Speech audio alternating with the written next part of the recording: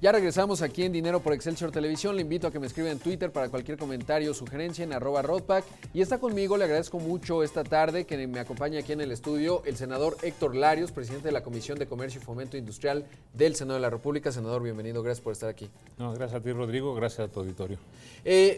Hablemos del tema que todos estamos hablando, que es la reforma hacendaria. ¿Cómo lo observa usted desde el Senado, desde el Partido de Acción Nacional? Bueno, lo que ha presentado el presidente el pasado domingo es un conjunto de propuestas no necesariamente conexas y todas con un propósito de incrementar la recaudación. Y el incrementar la recaudación a veces con un motivo teóricamente de salud que no se sostiene, o a veces con otros motivos, pero puede afectar gravemente la economía del país. Yo te mencionaría ahorita de entrada dos sectores que nos tienen muy preocupados. El tema de las maquiladoras. En primer lugar, se establece que ahora pagarán IVA la importación temporal de materiales. Una maquiladora importa materia prima, la transforma en México y la regresa.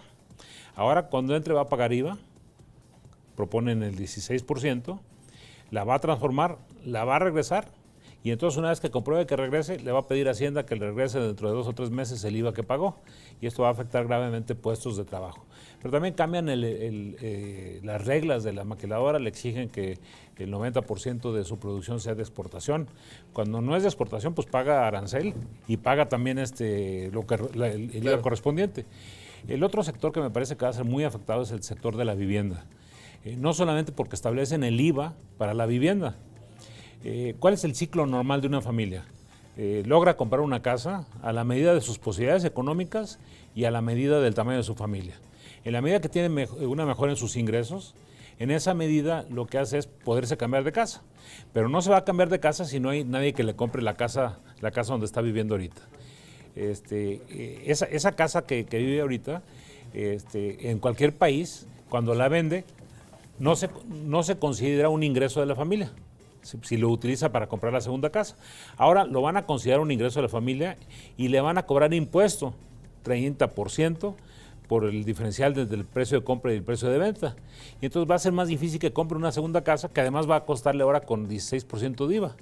Sí, la verdad es que son una serie de medidas. Está el otro tema de las colegiaturas, que finalmente si el Estado en ciertos sectores, vamos a pensar universitario, nivel preparatoria, no necesariamente tiene la capacidad de absorber toda la demanda que hay con respecto a la educación, bueno, pues buena parte de ella se está yendo a la educación privada y ahora tiene que pagar.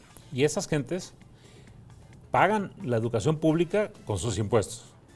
Pagan un lugar de educación pública con sus impuestos. Y luego pagan en privado, pagan doble. Y ahora les queremos cobrar el IVA, me parece que es totalmente desproporcionado. Al final de cuentas, todas estas medidas lo que buscan es recaudar. A la industria minera la van a afectar de manera severa. Se pone una especie de regalía del 7,5%.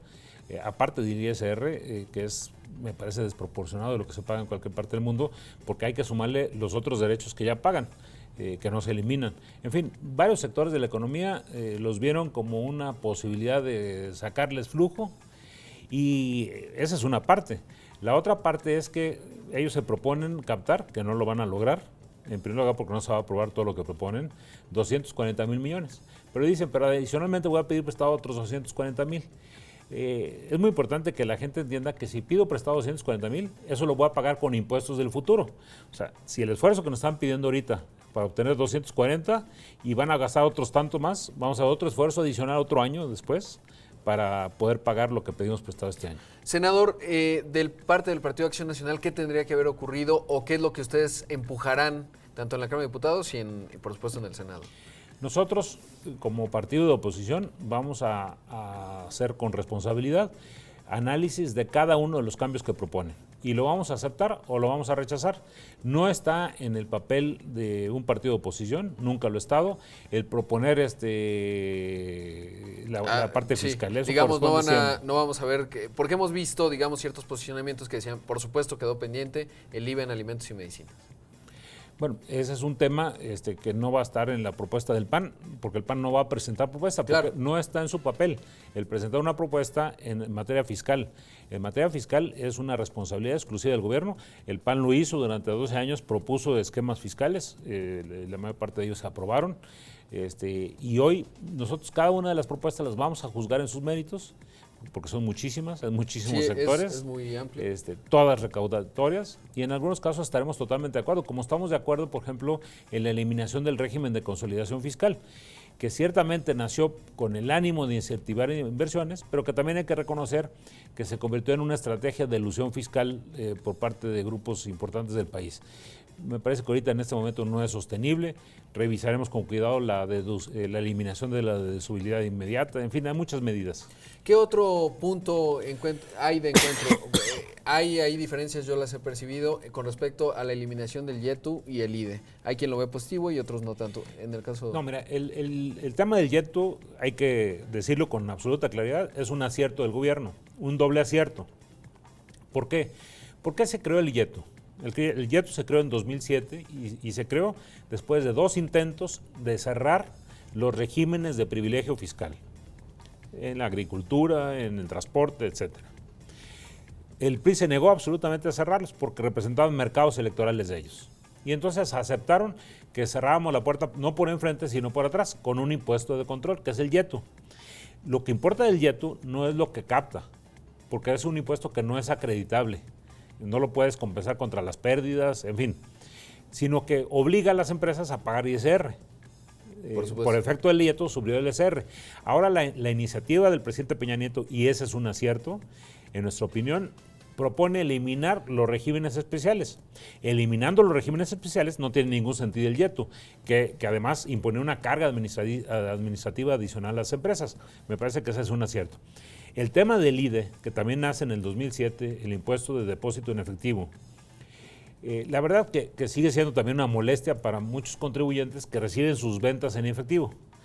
Pero hay que decirlo que todas esas empresas lo pueden acreditar contra cualquier impuesto. Claro.